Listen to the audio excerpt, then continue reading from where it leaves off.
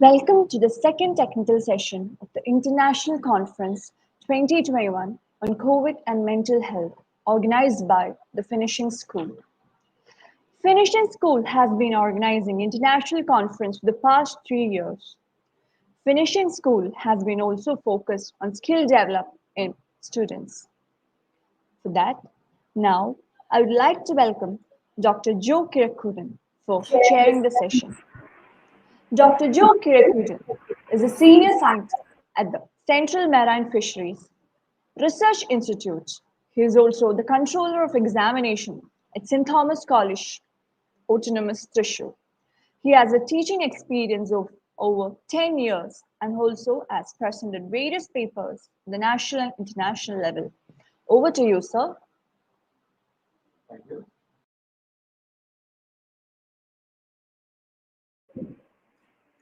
Today, for this session, we have Professor Jomon M. Jose, School of Computing Science, University of Glasgow, Scotland. I have great pleasure to introduce him. We are very lucky to have Professor Jomon for this session, as he is a great researcher and a great teacher, having a vast experience in these fields. He started his career as a research assistant at School of Computing at University of Glasgow in 1998. Then became lecturer, then senior lecturer there, reader, and then professor in 2009. He completed his graduation under the University of Calicut. He is first rank holder of MSc Statistics in CUSAT. He completed MS in Software Systems at Birla Institute of Technology and Science and completed PhD in Information Retrieval at Robert Gordon University. Professor Jomon has been an active researcher in information retrieval since 1993, especially on the topic of interaction and information. He, along with others, has received Best Paper awards at many leading conferences. He is a fellow of DCS and in the editorial boards of the Computer of Journal and the International Journal of Multimedia Information Retrieval, and a member of EPSRC Peer Review College. 21 research students completed PhD under his supervision. He has supervised 23 RA postdocs successfully, and he, as a principal investigator, secured external research grants over $3 lakh. He has a good H index of 40 and has a good number of citations of over 6,167. He has over 260 number of publications. Yes. Now, we all experience an unprecedented situation with the global COVID-19 pandemic. A virus not visible to the naked eye has put the world on pause. It has put into question how and where to go from here. Everybody, every continent grapples with the immediate needs of this public health crisis. In this session, our resource person, Professor Jomon, will discuss the effects of the COVID-19 outbreak on the mental health of people. We are very thankful to him in accepting our invitation, even in his busy schedule, and to present a topic in this function. Now, I invite him to handle the session and also to share his views on this topic, COVID-19 and mental health. Thank you. Welcome, sir.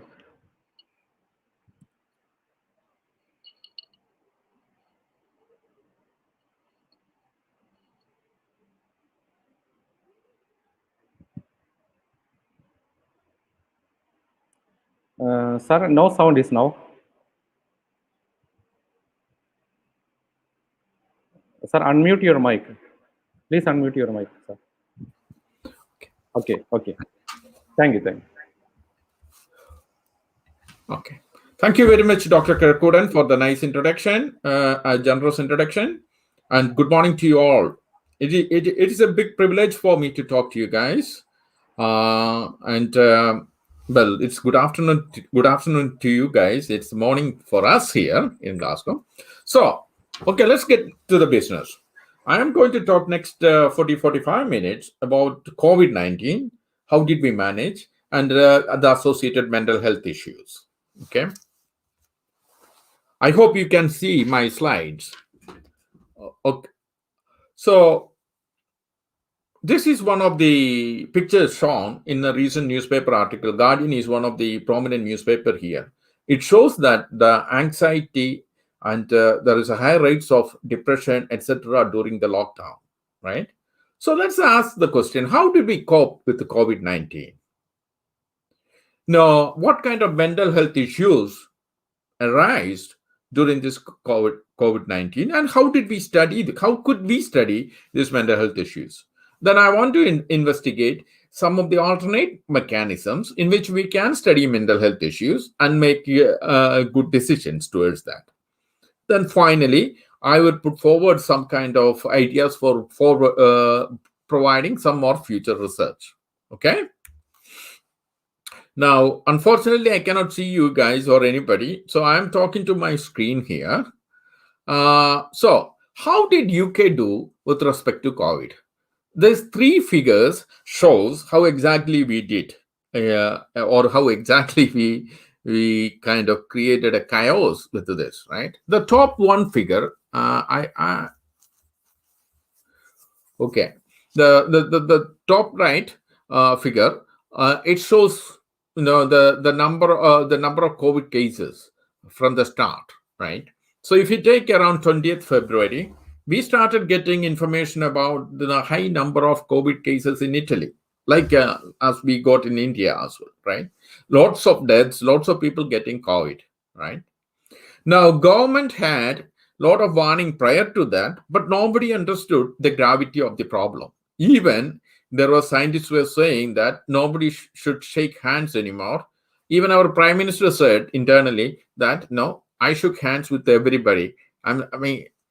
So he failed to understand, or he and the government in general failed to understand the gravity of the problem. You can see the blue line shows the number of COVID cases increasing in UK. By around 16th of March, so Prime Minister held the first public announcement along with the two scientists. That is one of the beautiful public engagements, because there they explained what is happening very clearly. And he also said, no, lots of people will die, and I need to be clear with you guys. But then they failed to initiate lockdown, right? Within a week, there are two issues discussed there. They said that lockdown will create problems. One issue is because people will get tired of lockdown soon, and then it will be counterproductive. Second, they said eventually we need to have kind of a herd immunity. That is, means around 70% of the people will get affected, get some kind of immunity from COVID, like we get it from flu. That level, then only we will survive, right? That's kind of rough arguments they presented at that time. Irrespective of that arguments, compared to other world leaders, that particular press conference was hailed as very, very informative and explaining it to the public properly. Within a week later, as the COVID numbers increased, at that point it was getting 2,000, almost doubled the numbers within a week. So UK issued the national lockdown, 23rd March 2020, right? And you can see the numbers going. Looking back at the numbers, what the government realized now, and after analyzing, we could have saved around 40 to 60,000 lives if we were to do lockdown a bit early, if we were to act proactively. Now, today, when we look at the numbers, it's around 126,000 to 150,000 people died of COVID. 126,000 is the people who had their COVID-19 in their death certificate, whereas 150 is the number of people excess death compared to previous years, right? Now, if you look at the figure in the in the lower side, it came on the BBC, so it shows the autumn of this 2020, right? And it shows school started opening in September. And you can see the number of cases increased by mid-December, right? At that time, lockdown reintroduced and the numbers started falling. And around 8th December, we had vaccination program that also helped to reduce the numbers. Now, here what's happening is government failed to make that decision on lockdown early enough. They were trying to go. There are many arguments for that, right? Why a lockdown is not necessary, why it should have been. But in hindsight, it would have saved quite a number of lives. In fact, in UK, with respect to hospital, it is the second wave was more serious. Now, the figure on the left, if you look, it shows the compliance of people with respect to the lockdown rules, right? So 12th March onwards, as we were discussing these issues, people started complying. Number of cars, number of people, etc. on motor vehicles, buses, tube is underground, and national rail or overground rail, etc. It was decreasing. However, one of the senior government advisors, they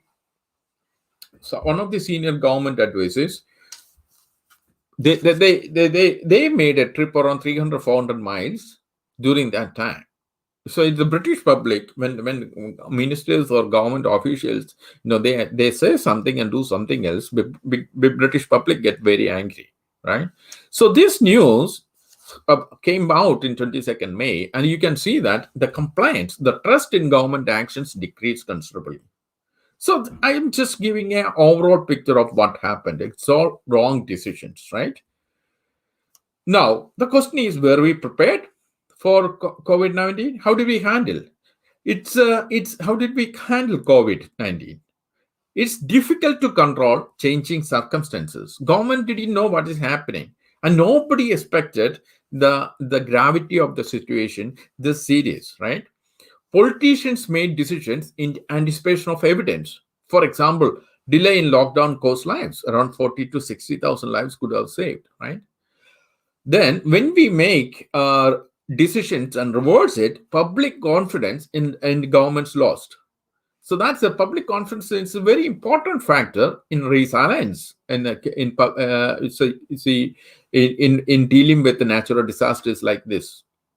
Now, there is another failure is government had a track and trace system. So we can track where people were and trace the people who are exposed to COVID through our system, right? So in that system, it captured individuals' data, private data, and put it in a central server, and then able to help people to say that you were exposed to COVID persons, etc. Be careful or self-isolate, etc. That was the idea. Around 30+ billion apparently spent on track and trace system.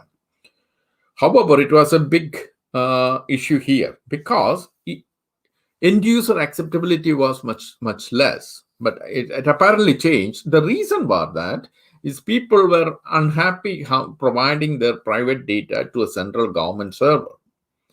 Now, this is again showing the lack of public confidence in the government decisions.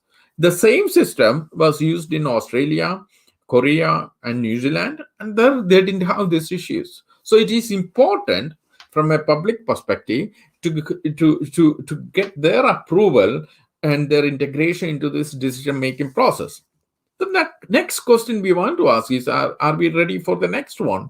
However, before we go into the further that, we need to say there are some success stories. Vaccination is one of the things UK is doing really well.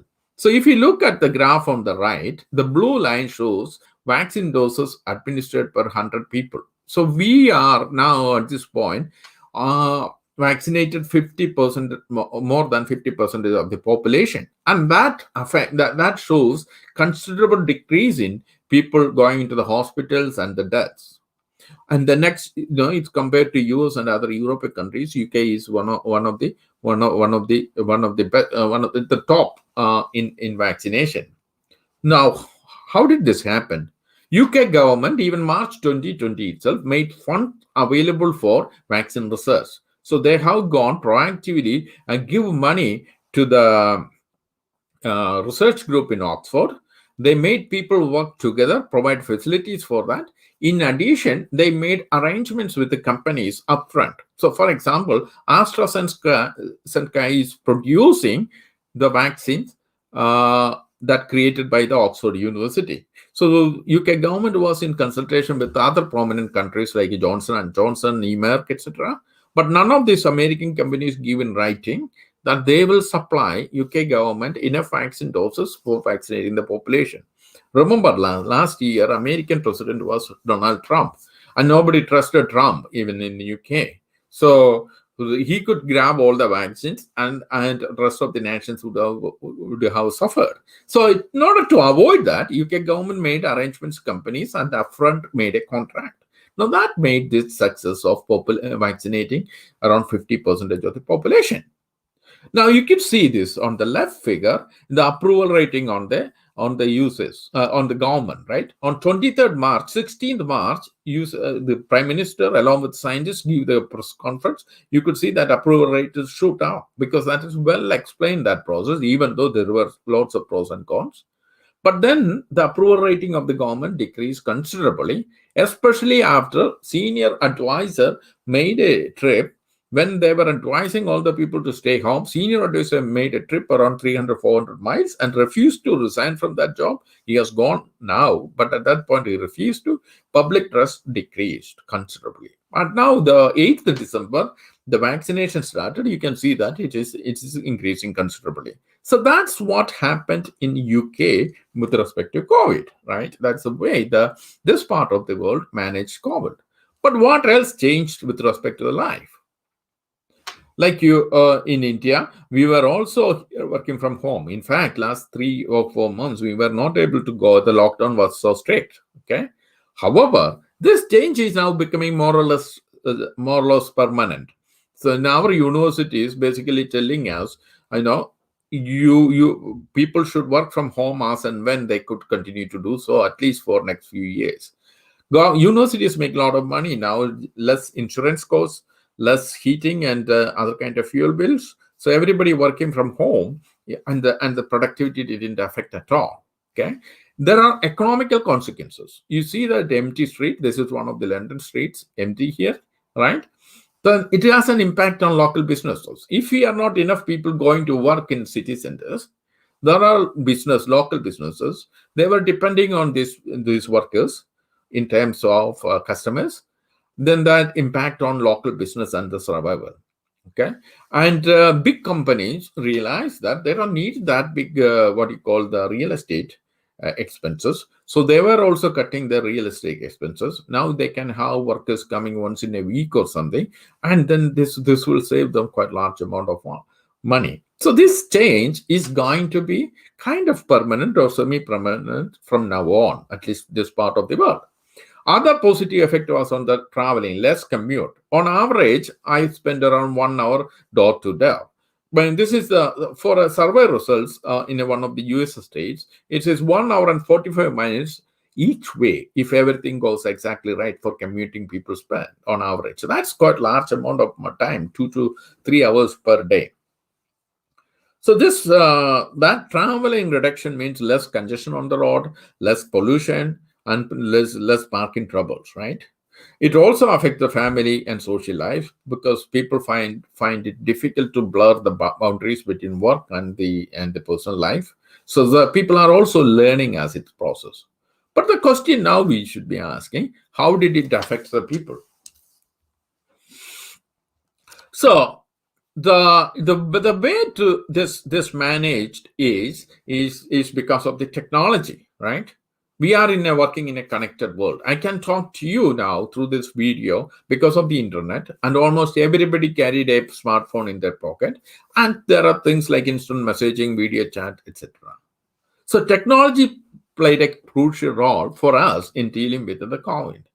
So back from the internet protocols from the 1970s and recent advances in cybersecurity and technologies for label and large-scale communications and file transfer helped us to achieve this. Because of that, we managed to educate children at home. We managed to give lectures from home. We managed to interact with our colleagues through video and chats. 100 years ago, when Spanish flu came, there was nothing. Even 20 years ago, we would have struggled because at that time there was only Skype, and that didn't even allow the multiple users around that time, right? Even if they allowed, it was not very effective in having this. So technology allowed us to manage the situation at least as good as this, right? Now, what are the lessons learned? We need to be prepared for low probability, high consequence events, including natural disasters. cyber attacks, equipment failures, and pandemics. So, similar in Europe, a similar event happened is around 2020. There was a volcano erupted in Iceland. Because of the ashes spread all over the atmosphere, all the planes had to be grounded. So all entire air transport was grounded in Europe, costing quite large amount of money and disruption to people's activities. And then we thought that we learned the lessons. But COVID-19 showed our limitations of our imagination. There were warning signs before. Good, smart people warned that these kind of events may happen and be prepared for that. However, everybody underestimated the consequences. Now, that's one part of the lesson from we can learn from this. However, there are other sides of this event. There are quite large number of silent sufferers in this process across the world. So the image here on the right is the brain image taken from an MRI scan, right?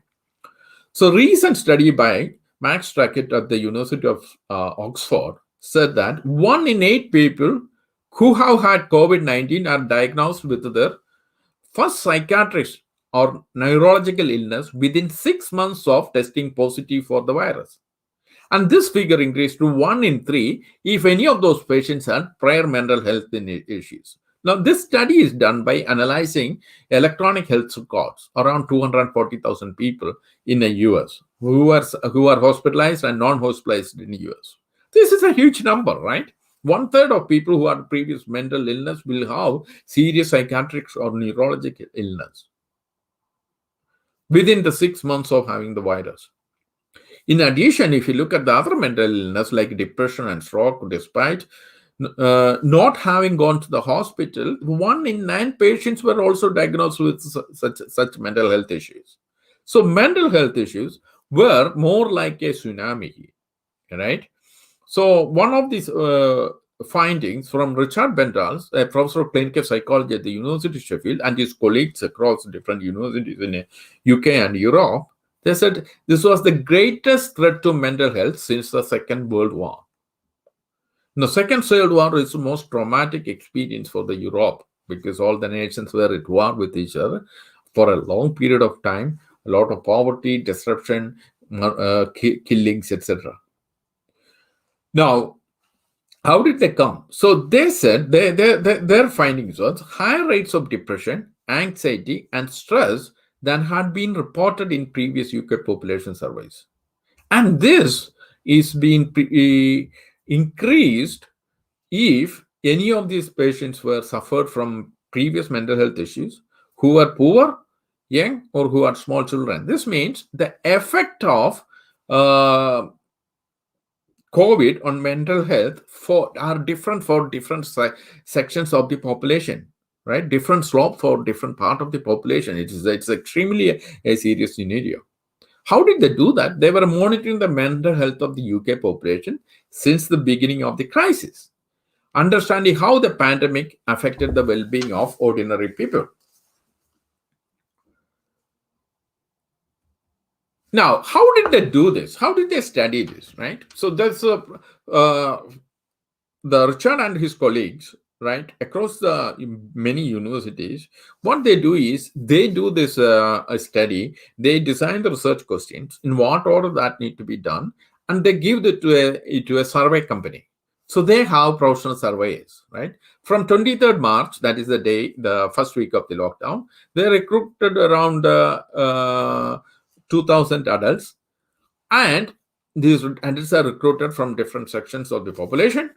And then they survey asking about family relationship, adherence, their attitude towards adhering to social distancing guidelines, attitude towards vaccines, etc., and belief in COVID-19 conspiracy theories, and many other things. Okay, they also followed it up with other interviews, internet-based psychology tests, etc. This is a standard methodology that is used in social science research for understanding people's reactions, people's beliefs, and perceptions towards general things during events. Now, however, these surveys interviews are expensive. First of all, someone need to create that. Then we need to employ people to do this. There is an associated cost, which is huge, and the scalability, because they cannot reach all sections of the population. They sample the population.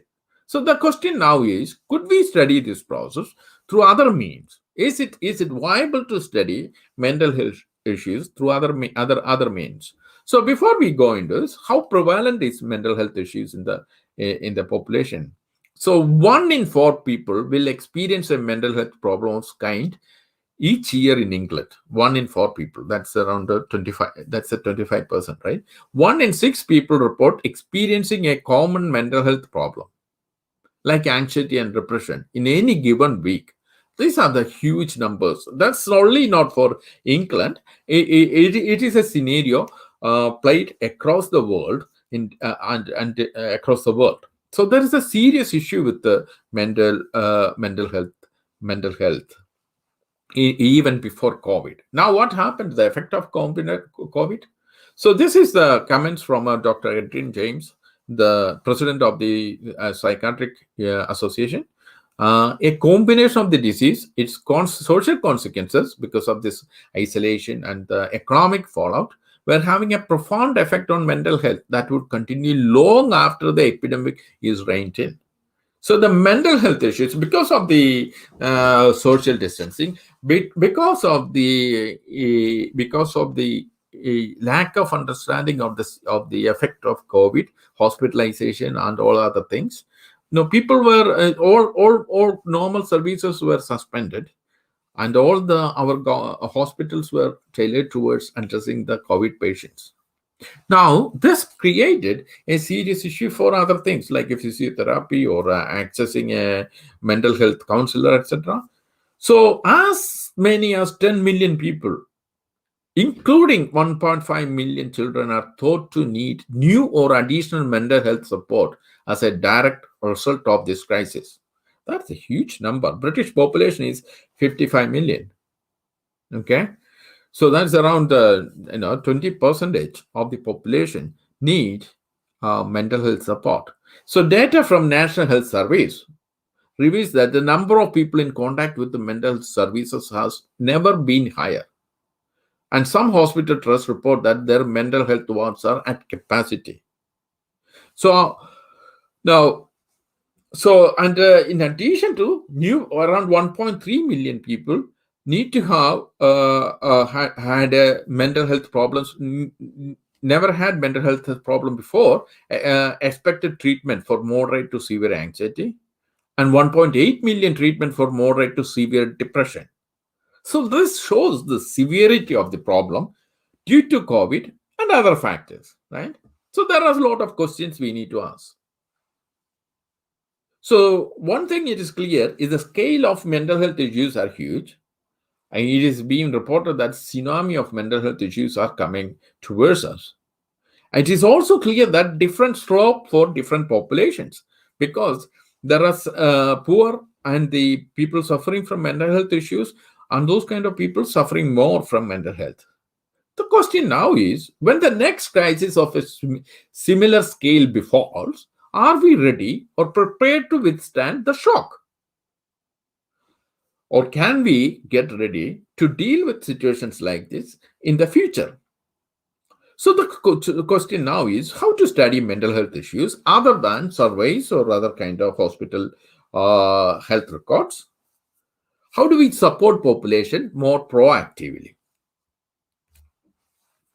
So, okay, so I may have another 30 minutes or so. So let me give a quick issue of technological solutions to address mental health issues. This should be complementary to already existing things, already existing facilities to address mental health issues suffered by people.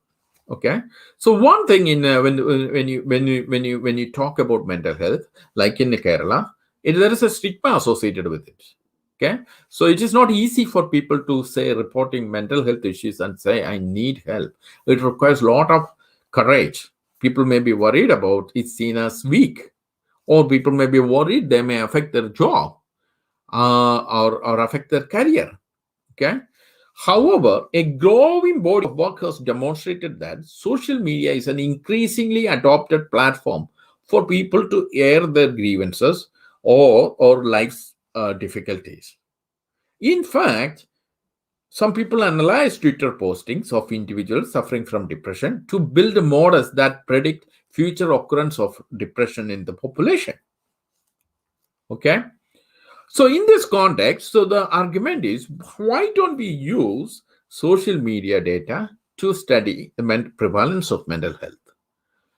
Like social media, there are other online support group, online health support group.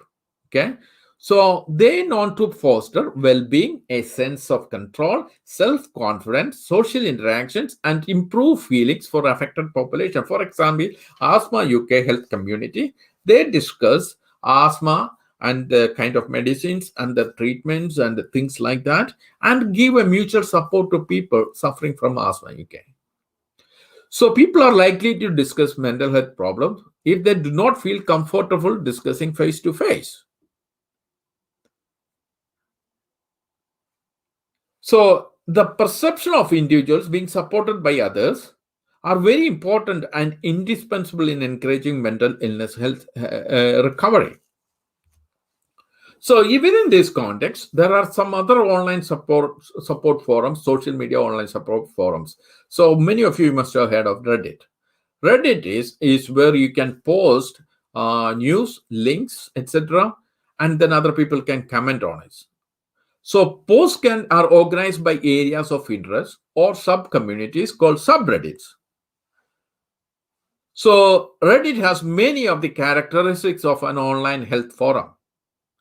So it also allows you to create something called a throwaway account, because you don't need to give any of your email or any of your personal information. You can create a random account and post something. So semi-anonymous nature of these communities allows us to obtain high-quality, self-reported data around mental health concerns. So if we get that data like that, why can't we study them to understand mental health issues in a population? Let's look at this screenshot I put at the top right corner. So that's the first one is a mental health subreddit, right? So you can see that people were discussing, I have been considering going for some formal therapy. Any suggestions?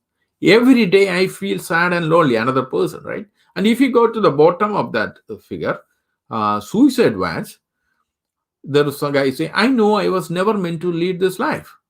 Don't want to hurt the people I care, but I can't take this anymore.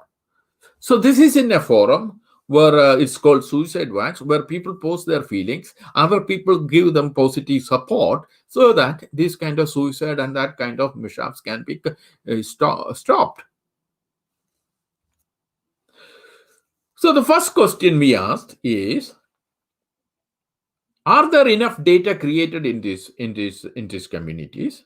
If there is enough activity reported, right, in terms of number of messages exchanged in a community across the whole life cycle of the data, how users engaging with the community, cumulative frequencies of activity. So the first question we need to see is in a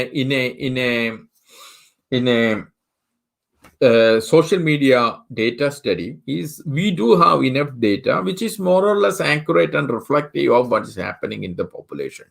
So we collected data for 3 months from March 2020 to June 2020, end of June 2020. That is approximately, that's around 15 weeks.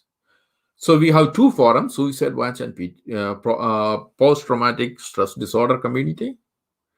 One forum has around close to 30,000 posts, other one around has 3,000.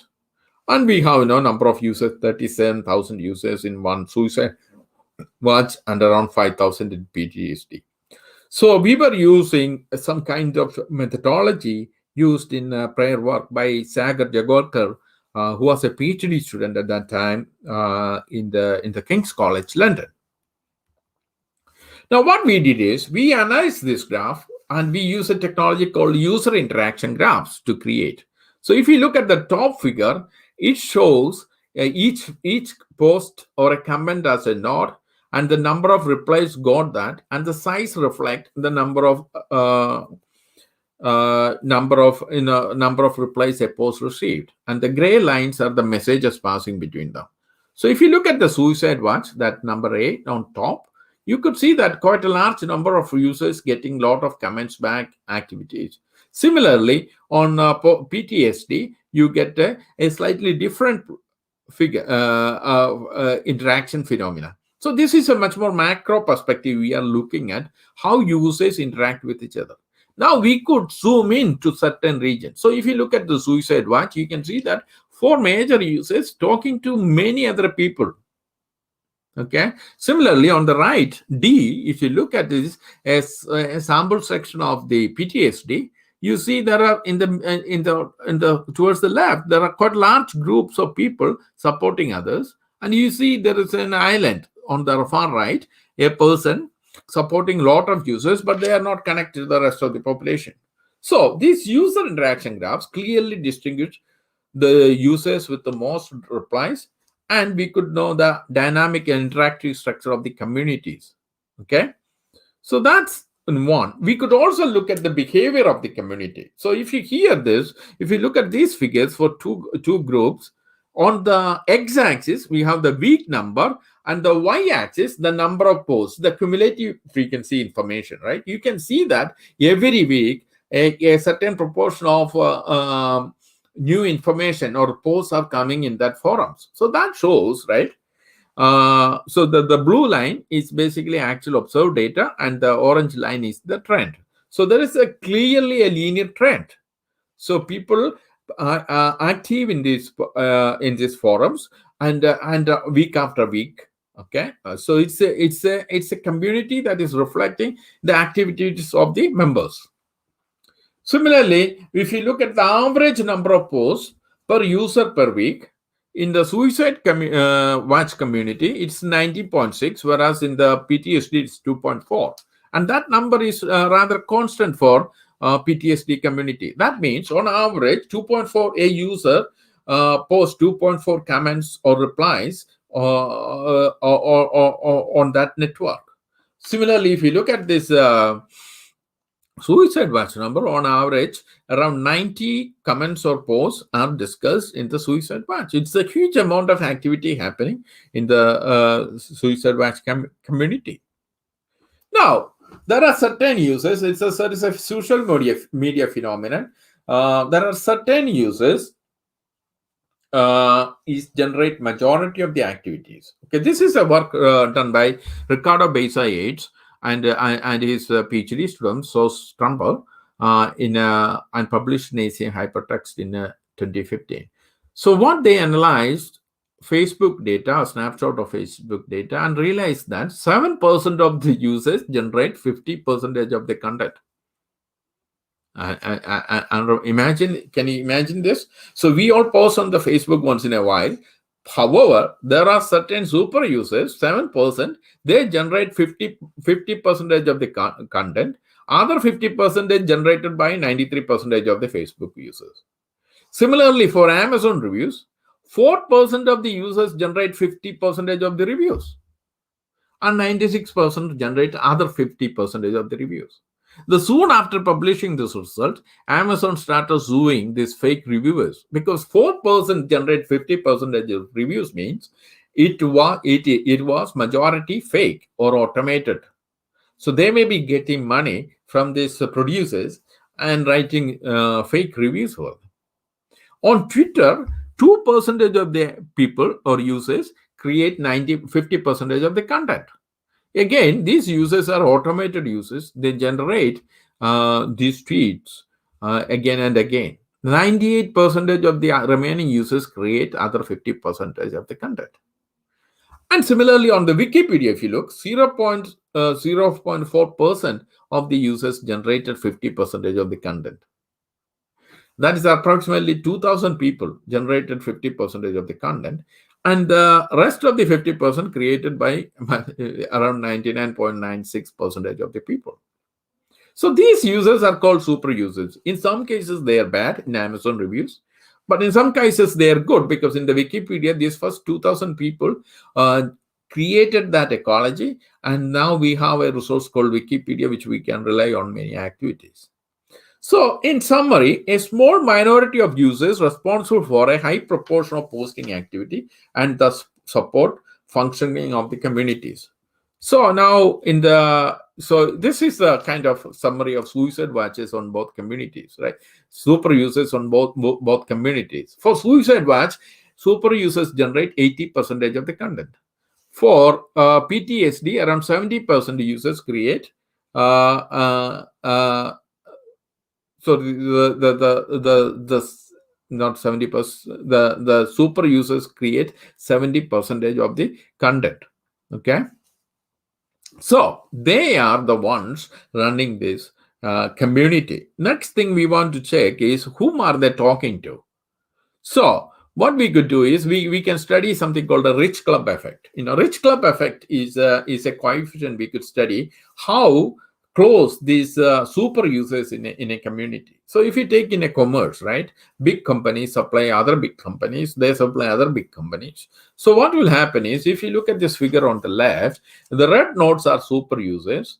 So they can give a resilience to the network, right? If one super user is not available, other users can get involved because it's a rich club, because super users helping each other, etc. This is in economic activities and other business activities. It is studied.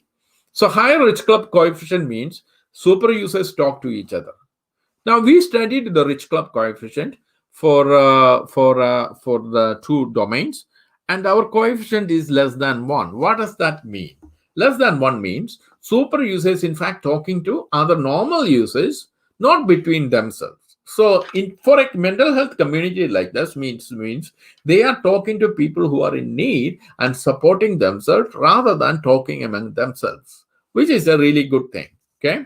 So in summary, basically, we have continuous usage of these forums by people suffering from mental illness. Okay. And social support by other people, super users and other people, or for these people suffering from mental illness is high on this forum. And it is driven by and sustained by a set of super users. So that means we have an online communities, social media communities, where really critical set of activities happening with respect to people discussing mental health issues as well as helping each other. Next question we should be asking, if such activities exist, how the content look like? So for this purpose, this is another of my postgraduate students studied. We looked into 6 subreddits dealing with alcoholism, anxiety, bipolar Reddit group, depression, schizophrenia, and suicide watch. That's from 15th February to 15th of July. Okay. And there is some statistics. These forums have different set of users. For example, anxiety has around close to 24,000 users, whereas alcoholism has only 2,100 users, right? So that kind of variations exist. Now, we were following the kind of research happened by the Chowdhury's group in the University of Georgia at Atlanta, where they looked into 3 different features like linguistic structure, interpersonal awareness, and interaction measures, right? So if you look at the content, see, if you look at some of these, right, because linguistic attributes, like I have given highlighted here, show some kind of relationship to mental health issues. For example, it has shown that for risk to major depressive disorder or postpartum or depression or addiction kind of mental illness. So for example, if you look, I do love my family. They are just really loud and argumentative sometimes. So this family is about showing relationship and social life. Similarly, you could look at work and daily grind. I am completely broke, can't afford rehabilitation, and can't take time off work. Right, work and daily grind kind of work. Similarly, we could give cognitive words in this highly used enneagrams like felt. I am here, but having anxiety like I haven't felt in a long time. So we can look at these kind of linguistic attributes, right? Verbs, adverbs, fraction of nouns, verbs, and readability index, which basically shows what kind of words are used, how they are associated to different school levels in the American system. Okay, so literature in psycholinguistics shown that this kind of unigrams relate to individuals' underlying psychological cognitive state, okay, and can give cue. So in the time of, due to the lack of time, I will show you one figure on linguistic structure. If you look at here, if you look at the positive emotion, so this figure again shows for 15th March to mid-April to late May and June, right? So this corresponds to different times in its lockdowns announced in the United States. Now, if you look at this, the time leading to lockdown, the number of emotion words used by the people were less. That is on the top left corner figure. If you look at the top right one, you can see the number of negative emotion words increase prior to the lockdown and during lockdown and after the lockdown. Okay, so users showed fewer positive emotions and more negative emotions during lockdown. That's the one thing, right? We also looked into some kind of statistical analysis, and it is shown that users showed negative mental health states after lockdown. Similarly, we can look at the other kind of features. We can look at the interpersonal awareness measures, like it's concerned with gauging the attention to the self and social awareness and interactivity of the people. So, for example, if you can look at the pronouns, proportion of first person singular, I, me, my, etc., indicating preoccupation with the self. Similarly, in the user pose, we can look at first person plural, like we, ours, us, indicating collective attention. Similarly, second person and third person pronouns as well. These kind of function words, such as pronouns, carry psychological information about an individual's personality and social interactions. And literature in the psychological literature has indicated that pronoun use can quantify an individual's self and social awareness and can reveal mental well-being. Now, if you look here in a quick summary, okay, if you look at the first person as self-focus, you see prior to the blue line, prior to the top left figure I am looking at, prior to the lockdown, that decreased considerably, because that is the time people were going to help others. But during the lockdown, it increased. That means, so this may be the time the people may be suffering mental health issues. That's why that increase is happening. Similarly, you could say the second person decrease, etc. Similar, first person plural increase. Maybe that is the time people helping each other. Okay. And then during lockdown, when the mental health issues of individuals increase, they see a pattern of self issues demonstrated in those postings discussed on those forums. So, to take your message from analyzing that data is that the general picture of mental health during and after lockdown shows negative mental health state. This by analyzing the social media postings in 6 subreddit communities. This finding is consistent with other research, which also found that anxiety and social isolation were associated with the stay-at-home orders. Similarly, the beginning of lockdown was characterized by attending to others. So this was a very interesting phenomenon, right? When there is a natural disasters or things like that, people leave their problems and then going to help others, which was very amazing social phenomena. And that was recorded in other scenarios as well. Now, so far I was discussing COVID-19 and that induced mental health issues. And I only analyzed data from social forums, Reddit forums, and see how we could use that information in understanding mental health concerns of people. So that only the kind of give a diagnosis on what is existing in the society. Doesn't potentially help people? How do we go forward from here? How do we develop towards an AI-based diagnosis and management tool? That is the real challenge. So the question is, can we diagnose automatically mental health issues? If we can diagnose this, can we detect the severity of the mental health issues? Then that will have quite large amount of impact on the population. So we can look at the speech of the people, facial images, videos, text generated by the individuals, and see whether we could come up with any automatic approach. Okay, something called the artificial intelligence technologies to generate, diagnose, and manage the mental health issues. That is a challenge facing us in the long term. Now, so the first set of what we have been doing towards this, looking at the facial action units, right? So in face, there are around 25 landmarks. We can extract features from that landmarks. You can see the first column in the figure. Then we could use that information and classify which areas are activated. If you look at the figure below and the lower row, you can see that our approach, we can detect the movements of facial action units somewhat reliably and better than the literature already existing. Now, by learning these movements in this particular facial action units, we could do many different things. First, we could identify emotions expressed by the people.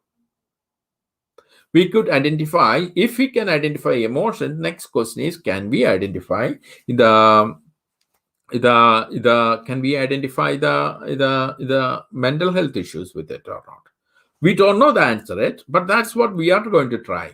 We will be looking. This is a picture of a person suffering from depression. I got it from the internet. And the question now is, if you look at the facial action units, could we generate a classifier to automatically detect the mental health issues from that facial pictures? We get facial pictures in social media forums.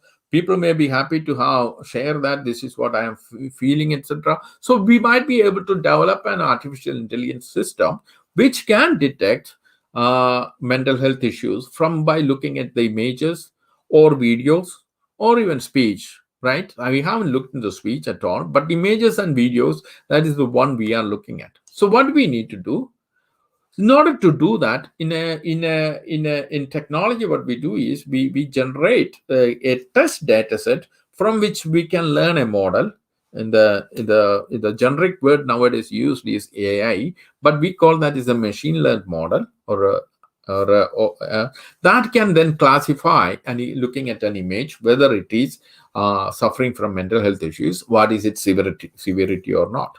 Similarly, we can do it on the text. Here is the first part of work we did on detecting emotions from text. It is again an AI-based approach. In reality, when you say about AI, it is a data science-oriented deep learning approach. So we have an architecture like the left corner, which use the latest deep learning models or AI models in learning the emotion representation in a text. So we look at the hierarchical model. Basically, we could look into a text and we could categorize them into thankfulness or happiness or love.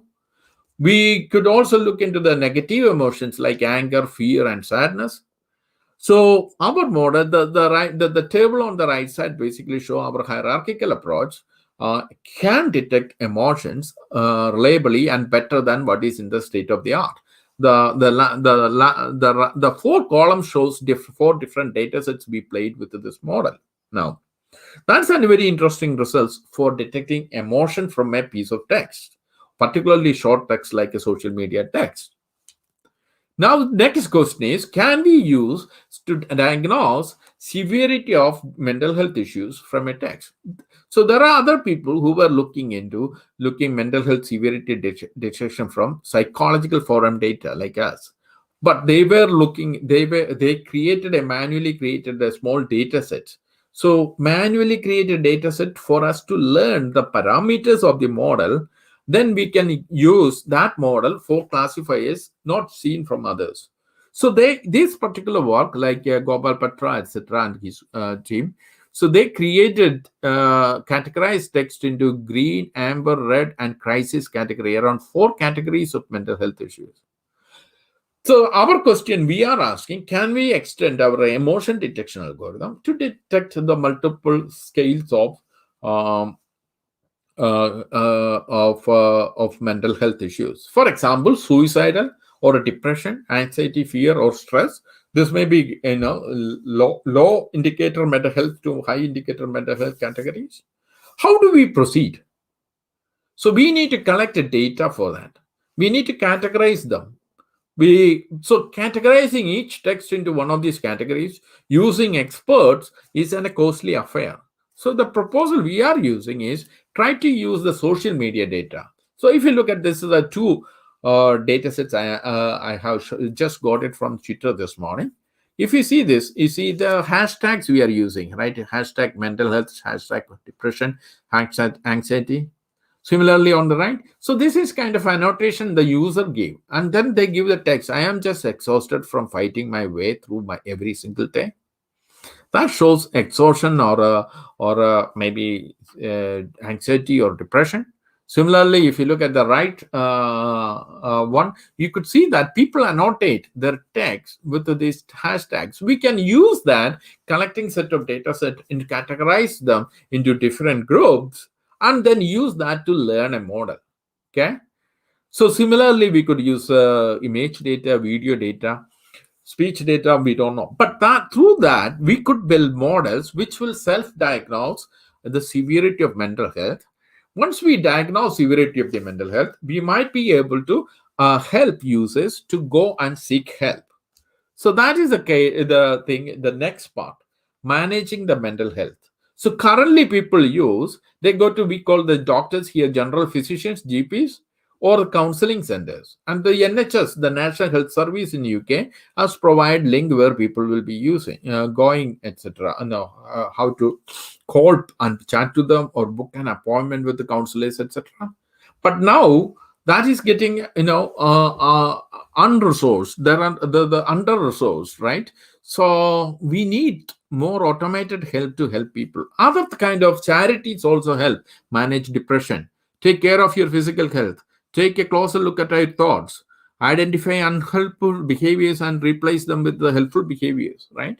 But there are limitations of this approach. Okay, is people suffering from mental health has compromised cognitive abilities, and there is a stigma associated with revealing that they were suffering from mental health. An automated tool to support managing this would be highly useful. So, for example, we could give an app. We can develop an app using the diagnosis and then management tools where intuitive interaction and engagement can be supported and soothing their feelings and diverting their attention to more positive ones and giving a gentle advice to seek support. So, such an artificial intelligence-based self-management tool should be aware of personal interests. Maybe are they interested in music or other things? Should be aware of their user context and intuitively and gently present alternative ideas, thoughts, and engagements so that we can get that particular person suffering from mental illness out of that loop. And in some cases, maybe advising to get professional help.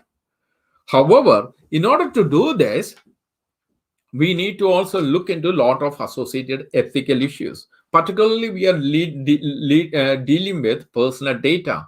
Any intervention built out of automated algorithm needs to honor the privacy of the individuals and those who volunteer to provide help and support. So this is a security and personal privacy of the personal data. Other thing is AI solutions, they invariably make mistakes. There is a 80-20 rule. In 80% of the scenarios it is case, 20% of scenarios it is wrong. Now, an unhelpful outcome could include chilling effects in participation in the community on these tools or take-ups of that. So that's an issue also we will be looking into. So we have been started working with our colleagues in health and well-being or clinical psychiatry and looking at these problems and developing a AI-based self-diagnosis and management tool. So that ends my talk, and thank you very much for listening to me. Okay, Joe, are you there? Right.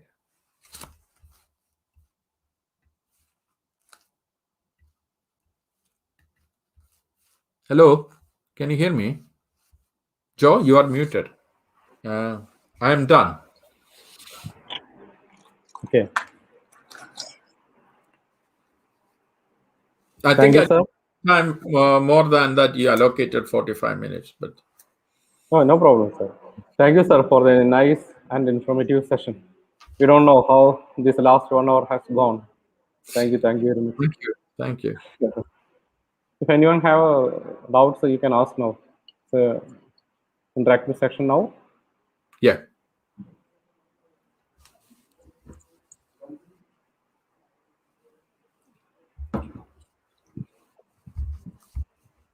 Students, if you have any doubts, you can ask now directly to sir. So you can type questions.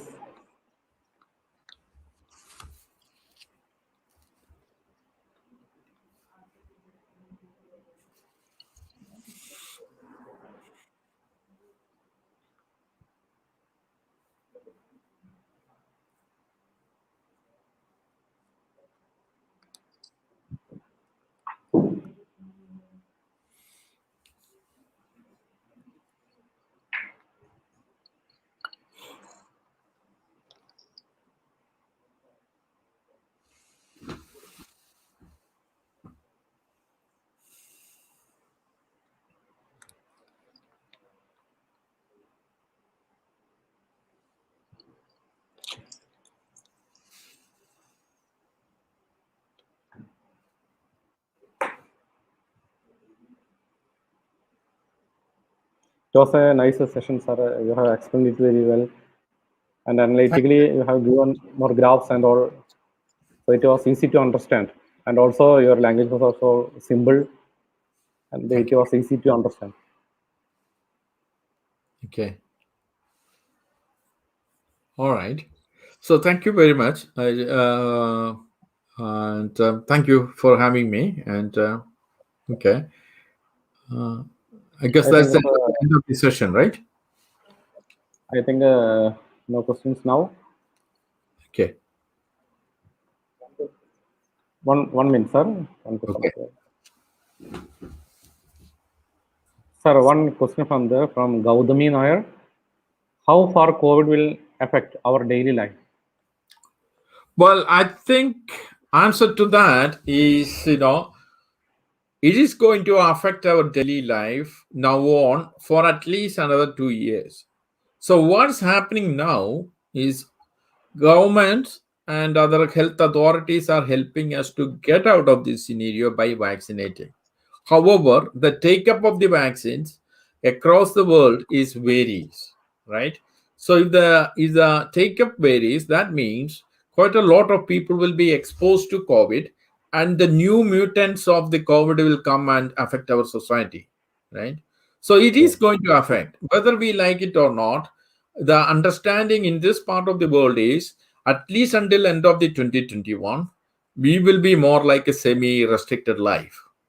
And like I presented early in my slides, the life already changed. And even in India, I have friends who said that their companies are downsizing their offices and asking people to work from home as well. Even here, I have colleagues already saying that offices are downsizing because they are saving money.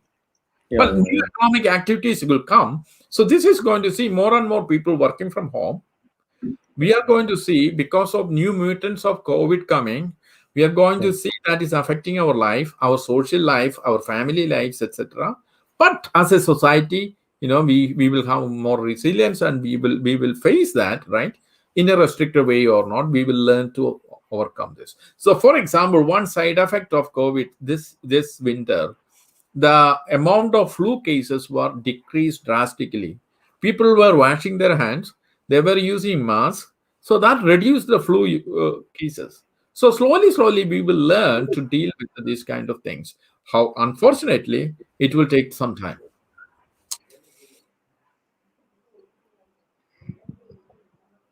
Okay, sir. One more question is there from Rosinaris.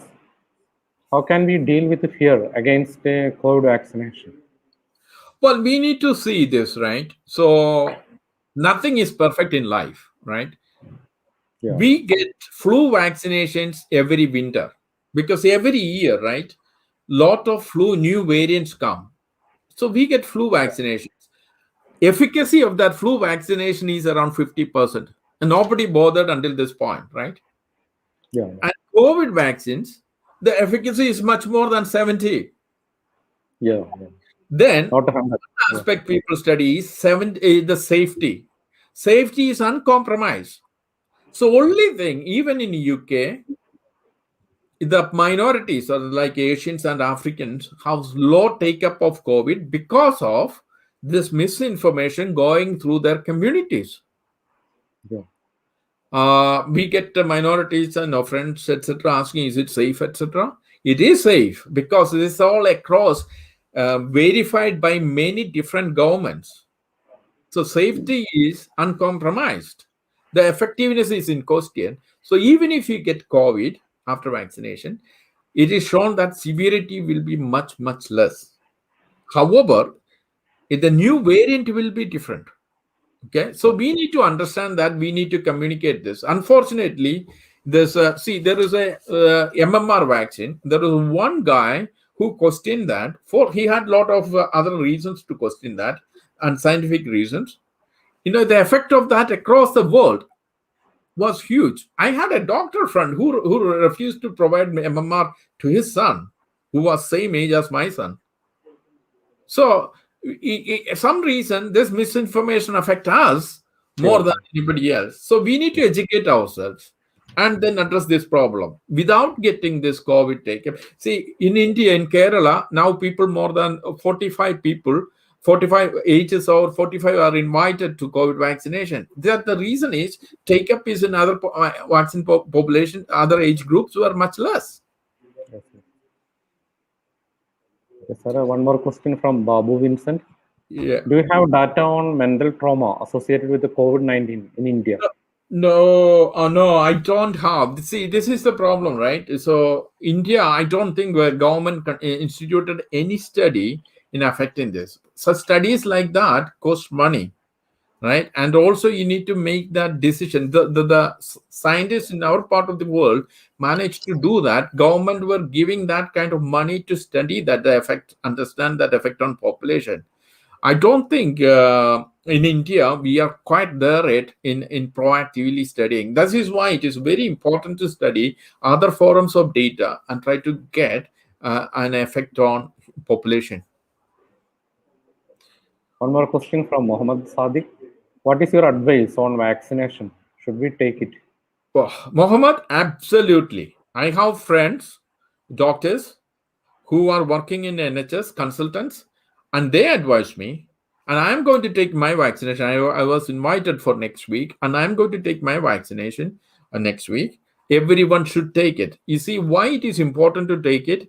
Because COVID affect a person who was less immune to this, then it may mutate into new forms. We need to get out of this scenario. We need to get vaccinated and get that immunity already. So it's very important. Everyone should take vaccine. That's my advice. After studying, I was following this literature on this for a while, a quite large amount of reading. So I can say I'm absolutely sure that there might be some side effects. It varies from people to people. However, overall on the population, that effect is insignificantly small, right?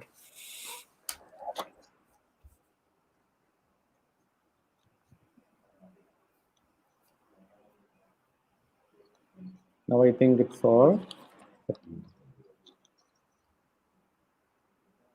Okay, thank you once again, sir, for a nice and wonderful sessions.